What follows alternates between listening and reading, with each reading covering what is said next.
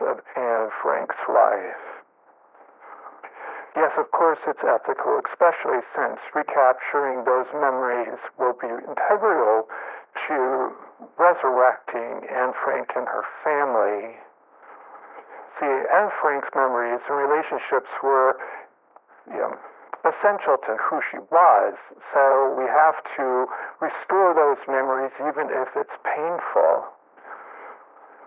Of course, it's ethical. We have children knowing that they will experience painful situations, that our ancestors will suffer and experience tragedies.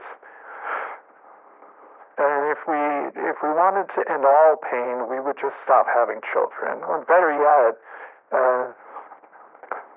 detonate our nuclear arsenal at once and end it all now and be done with it. But the human race has learned to fight its way through pain. Pain is an enemy. The pain is also something that can be dealt with and sublimated. But pain also is something that can be dealt with and sublimed.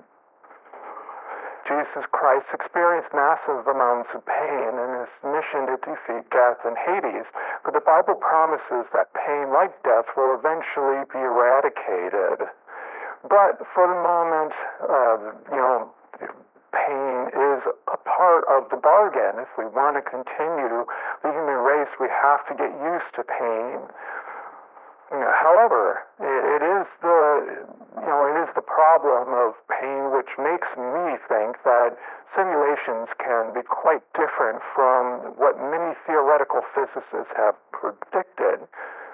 Nick Bostrom's simulation hypothesis, the structure of simulation is to our initial timeline. The inhabitants of the simulation move forward at 1 second per second. They are experiencing life second to second, minute to minute. And they are following forward in the timeline.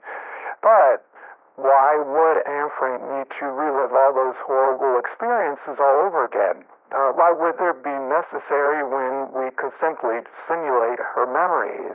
And Anne Frank would simply be uploaded into a virtual heaven with her memories pre-programmed. And she would remember everything, the tragic events of her last days, the love she felt for her family, all her dreams and her thoughts. Everything that comprises her personality would be back, without actually having to experience the suffering.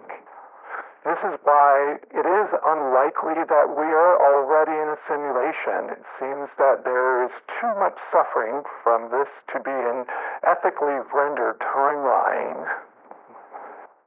So, how do we know what should be included in the history recapitulation timelines?